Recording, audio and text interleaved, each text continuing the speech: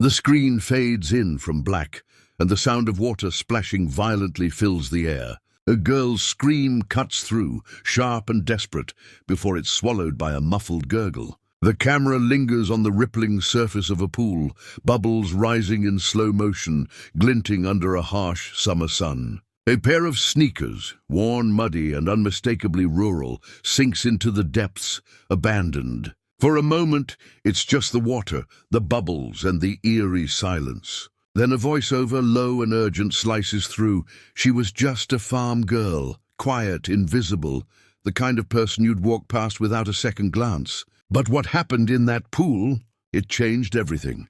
The screen cuts to black again, and bold white text flashes. Bullies push quiet farm girl into pool, unaware she's a martial arts prodigy. The music swells, a haunting piano riff mixed with a pulsing beat pulling you in. If stories like this make your heart race, the voiceover continues, smooth but gripping, hit that subscribe button now. You don't want to miss what's coming next. The scene shifts to a dusty, sun-bleached farm in the heart of rural America. Somewhere in the Midwest, think endless fields of corn, a sagging red barn, and a sky so wide it feels like it could swallow you whole. It's 2025, but this place feels timeless, stuck in a world where cell phones are a luxury and Wi-Fi is spotty at best. The camera pans across a rickety porch where a teenage girl, Ellie Harper, sits alone, her knees pulled to her chest. She's 16, with freckles dusting her cheeks, hair the color of wheat tied back in a messy braid, and eyes that seem to carry a weight far heavier than her years. She's wearing a faded flannel shirt and jeans patched at the knees, her hands calloused from farm work. The voiceover returns. Ellie wasn't like the other kids in town. She didn't have friends. She didn't go to parties. She didn't even have a phone. But she had a secret, one nobody saw coming.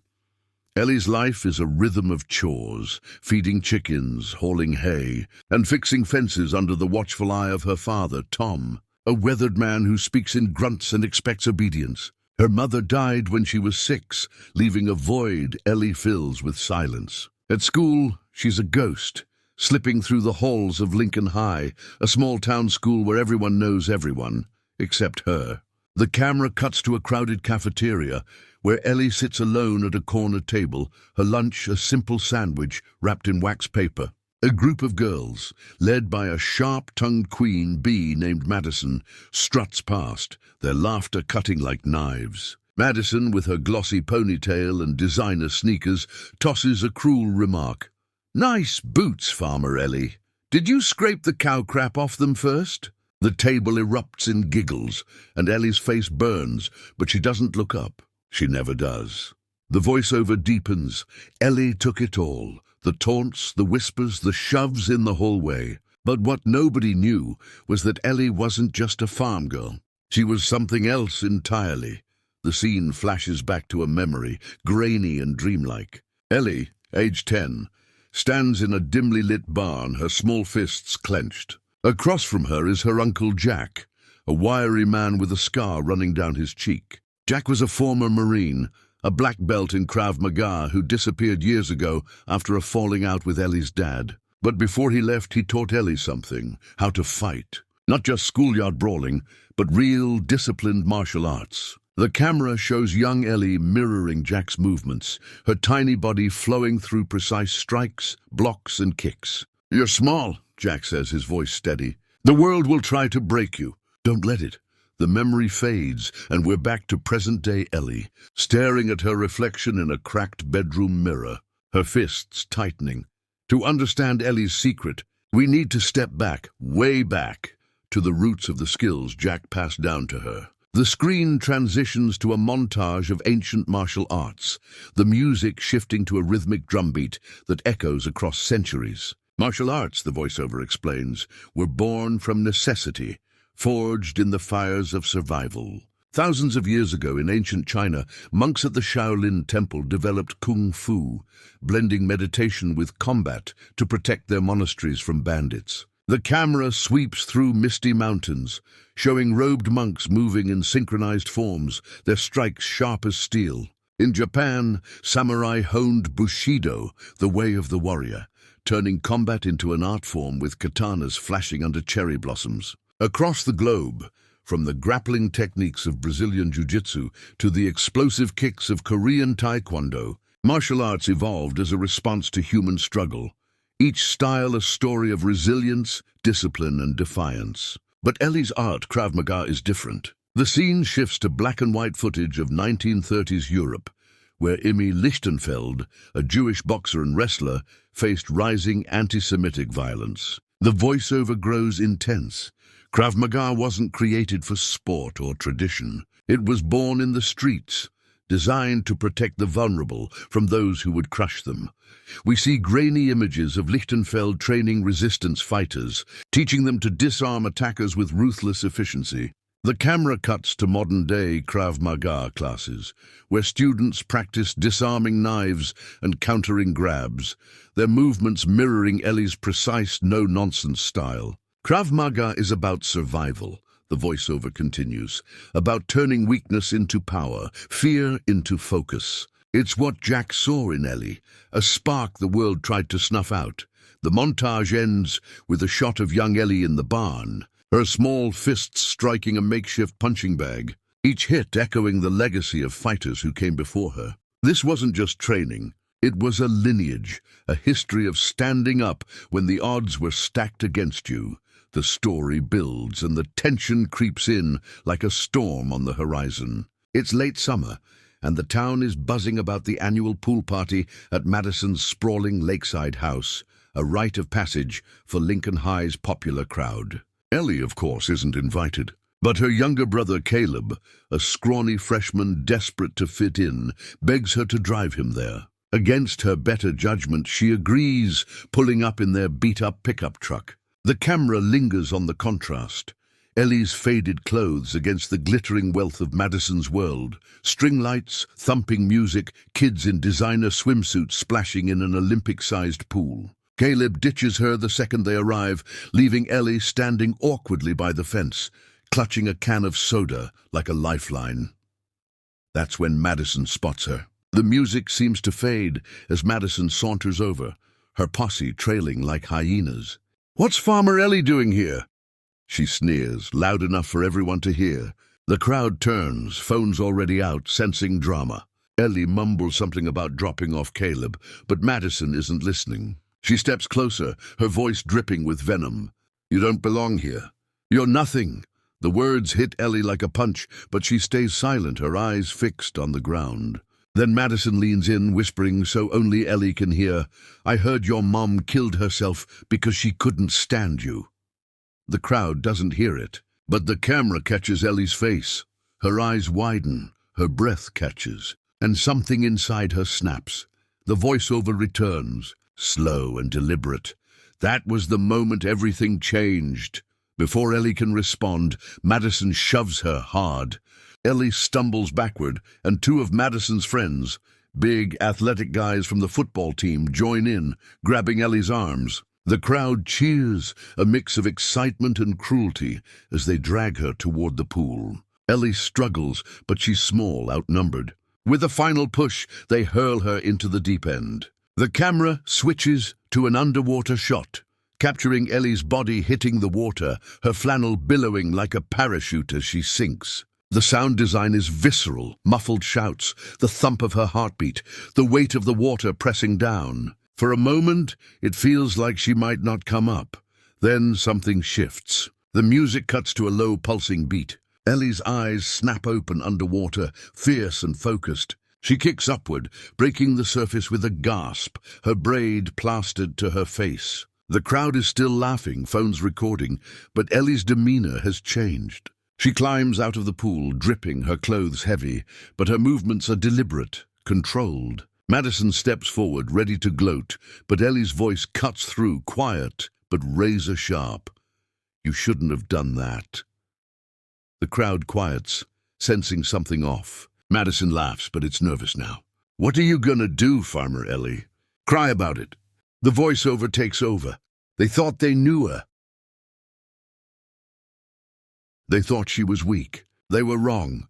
What happens next is a blur of motion captured in crisp cinematic detail. Madison swings a mocking slap, but Ellie's hand shoots up, blocking it effortlessly. The crowd gasps. Madison freezes, stunned, as Ellie steps forward, her stance low and grounded, just like Jack taught her.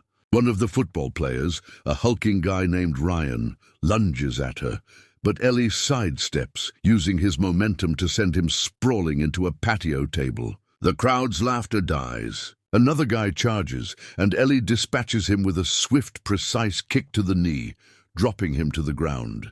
It's not flashy like a movie fight. It's raw, efficient, and real. The kind of technique that comes from years of disciplined training.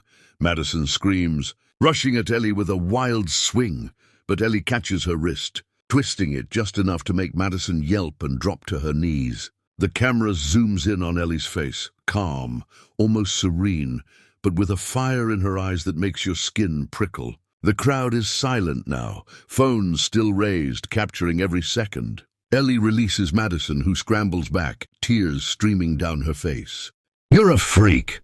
Madison spits, but her voice cracks. Ellie doesn't respond. She just stands there, soaked and steady, as the crowd parts around her. The aftermath is chaos. The video of the fight goes viral on X within hours, spreading across the US and even reaching kids in small towns in the UK who see themselves in Ellie's story. The voiceover narrates as we see screenshots of X posts. Farm girl destroys bullies. "Who is this girl? She's a badass!"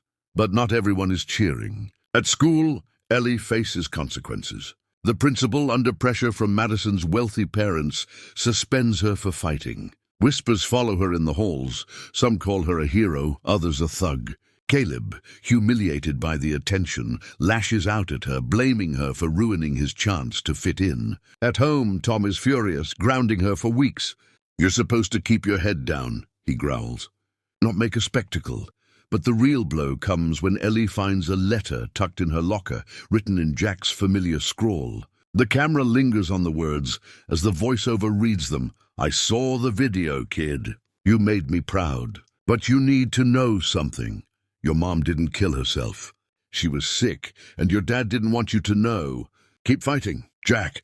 The revelation hits Ellie like a freight train. The camera follows her as she runs to the barn, collapsing against a hay bale, sobbing for the mother she barely knew and the father who lied to her. The music swells, a heart-wrenching violin cutting through the silence. The story takes a deeper turn as Ellie grapples with the truth about her mother and the fractured bond with her father. One evening, as the sun dips below the horizon, painting the cornfields in shades of gold and crimson, Ellie confronts Tom in the kitchen of their farmhouse. The room is small, cluttered with chipped mugs and a table scarred from years of use. Tom is hunched over a cup of coffee, his hands rough from decades of labor, his eyes avoiding hers. Ellie's voice trembles as she holds up Jack's letter, her fingers creasing the paper. "Why didn't you tell me?" she asks, her voice raw with betrayal. Tom's jaw tightens, but he doesn't answer, just stares into his coffee like it holds the answers. The camera lingers on the silence, heavy and suffocating as Ellie presses on. "She was my mom. I deserved to know she was sick, not what they said." Tom finally looks up, his face etched with pain, and for the first time we see the man behind the gruff exterior, a father haunted by loss, too broken to face his daughter's grief. He tells her the truth. Her mother had cancer, a fast-moving kind that stole her in months. He hid it to protect Ellie, to shield her from the helplessness he felt watching his wife fade. But his words feel like another betrayal to Ellie, another secret kept from her. She storms out, leaving Tom alone, the camera panning to a faded photo of Ellie's mother on the wall, her smile frozen in time. The voiceover reflects, Ellie had fought bullies, faced a crowd, but this was different. This was her family, her history, unraveling in ways she couldn't punch or kick her way through. The town, too, begins to shift around her. Some neighbors, inspired by her viral video, leave baskets of produce on the porch, silent gestures of support. Others whisper about her violent streak, their judgment a reminder that small towns never forget. Ellie starts to see the world differently, not just as a place to endure, but as a battleground where she must choose who she'll become. She visits the local library, using a creaky computer to research martial arts schools, dreaming of a life beyond the farm. The camera captures her scrolling through images of dojos in cities she's never seen. Her eyes alight with a mix of fear and possibility. She begins to wonder if her strength isn't just in her fists, but in her ability to rise above the labels, farmer, freak, fighter, and carve her own path. The final act takes us back to the pool months later. It's empty now, the party long over, the string lights gone. Ellie stands at the edge, staring into the water. The voiceover reflects Ellie Harper wasn't a hero. She wasn't a victim. She was just a girl who refused to break. She turns away from the pool, her silhouette framed against the sunset, and walks back to the farm. The camera pulls back, revealing the vast fields, the endless sky, and Ellie, small but unbreakable, disappearing into the horizon. The screen fades to black, and the voiceover delivers its final lines. Sometimes, the quiet ones have the loudest stories. Ellie's fight wasn't just about that day at the pool. It was about everything she carried, everything she overcame. And maybe, just maybe, it's a reminder for all of us to look closer, to listen harder, to never underestimate the person standing in front of you. The music fades, and bold text appears, "Thank you for watching." Then the voiceover returns, warm and direct. Before you click away, I want to know, where in the US or the UK are you watching this from? Drop your city or town in the comments. I read every single one.